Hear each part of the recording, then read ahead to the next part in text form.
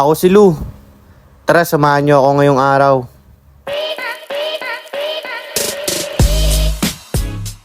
So yo, what up mga par? Alam nyo na walang iba, nandito na naman tayo sa panibago nating vlog. And ngayon, matik food trip na naman to par. And may nabalitaan tayong bagong bukas na kainan dito sa Eastwood par. So tara, samahan nyo kami. And gaya ng sinasabi ko sa inyo palagi mga par, kung saan nga may masarap, dapat pinupuntahan. Medyo hapon na to mga par, and sakto nag-crave tayo ngayon sa merienda natin. And may nabalitaan tayong bagong store dito sa Eastwood. Kaya tara, samahan nyo kami. And kung galing kayo ng Louvers mga paren, gusto nyo rin mapuntahan yung store nila yan, sakay lang kayo sa orange na tricycle and sabihin nyo lang Phase 9 Eastwood Residence, and pababa lang kayo sa mismong highway sa may Alpha Mart mismo mga par. And from here makikita nyo na yung mismong store nila mga par. Gaya ng sabi ko sa inyo, bago to and grand opening nila ngayon. Ito yung Sip Up Coffee, and hindi lang coffee yung meron sila dito mga par. So iba-iba ring pagkain gaya ng K-egg tsaka Kuti mga par. Kaya tara, akit na tayo mga par. So yun nga, gaya na nakita nyo sa video, dito sila sa mismong second floor. So yan, makikita nyo sila mismo dyan. And itong store pala na to, ang lupit kasi para siyang 4-in-1 store, and meron din ditong mga pizza mga par. So yan nga pala yung menu nila. As you can see, talagang napaka-affordable na mga prices ng mga foods nila dito mga par. And talagang mapapamura ka sa sobrang mura ng mga bilihin. So yan, umorder tayo dyan ng pizza mga par. Kita nyo naman, talagang unlaki rin yan with affordable price. And talagang cheese overload yan mga par. Kitang-kita nyo naman yan. For the price na 219 pesos for buy one take one mga par, sobrang napakamura na yan. Next in line natin mga par, itong K-egg overload sandwich nila na talagang hindi kayo mabibitin mga par, kasi meron tong ham, spam, egg, cheese, and nori. Kaya talagang overload na overload yan mga par. And isa pang factor na nagpasarap nitong sandwich nila is yung choice of bread mga par. Para sa akin talagang napakasakto with its toasted texture mga par. So talagang napaka-balance niya para dun sa sandwich. And yan, meron din pala sila ditong milk tea mga par. Na ang in-order natin is itong bestseller nilang Choco Milk Tea, as well as itong Red Velvet Milk Tea nila mga par. And with its affordable price mga par, talagang sulit na sulit tong milk tea nila dito. Next in line nating in-order is itong coffee nila mga par. Isa sa highlight ng kanilang mismong store, which is itong Sip Up Coffee, na saktong-sakto para sa mga tropa nyong may hilig din magkape mga par. And talagang napaka-solid ng store nila mga par, kasi gaya ng sabi ko sa inyo, all-in-one na, nandito na lahat pag mag-food trip kayong magtotropa. And one good thing about them is they are open for franchise mga par. So i-message nyo lang sila dito. Nationwide yan mga par, nationwide yung kanilang open for franchise. So ano pang iniintay nyo mga par? Sugod na sa malapit na Sip Up Coffee branch or K-egg Coffee branch sa inyong lugar. Yun lang mga par, see you sa next vlog.